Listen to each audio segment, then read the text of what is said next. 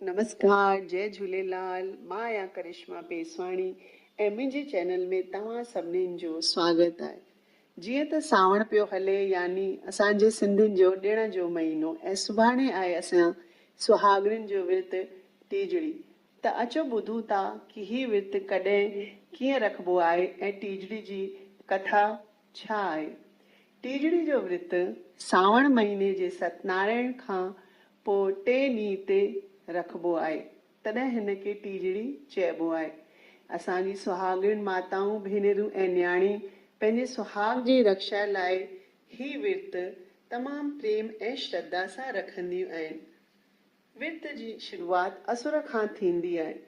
टीजड़ी जे ॾींहुं असुर जो उथी कुझु न कुझु ज़रूरु खाइबो आहे, ॿियो न त मिठो वात ज़रूरु कबो आहे। हिन जे बिना विर्तु पूरो न मञिबो आहे।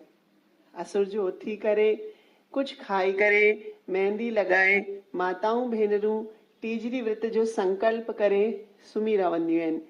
पोइ ॿिए ॾींहुं सुबुह जो पाणी बि न पीबो आहे।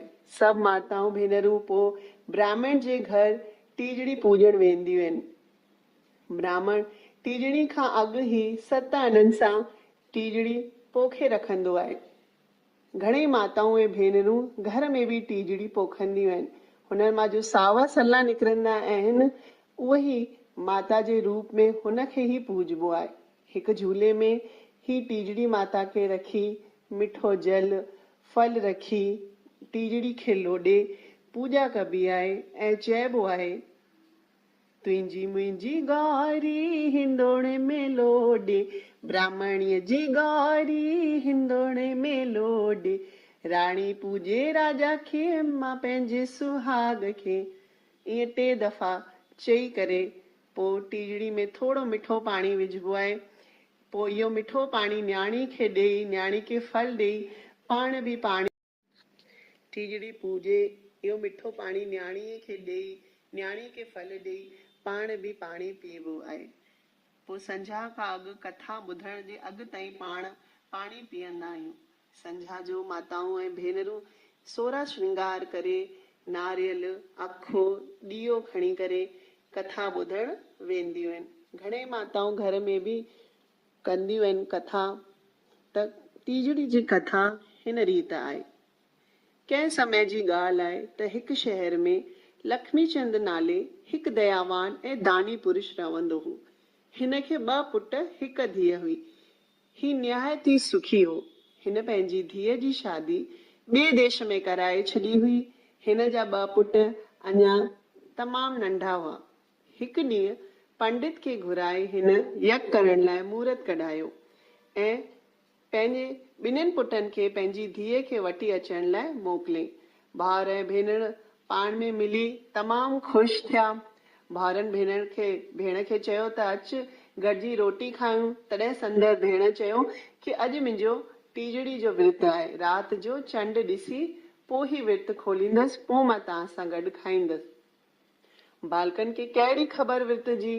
ही चंड जो इंतज़ारु पिया कनि। जॾहिं तमामु देर ताईं चंड न निकितो त हिननि 2 ॿारनि नकली चंड भेण खे ॾेखारियो।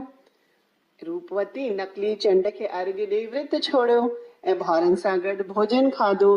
विर्त जे भंग थियण करे रूपवती जो पति ॻरी कंडा थी वियो। हेतिरो क़दर त चुरी पुरी बि न पियो सघे। भाउरनि हिन सां दगा कई हुई, जंहिं करे हू छा करे। पति जी शेवा कंदे कंदे सॼो साल गुज़री वियसि। आख़िर सावण वारो महीनो आयो।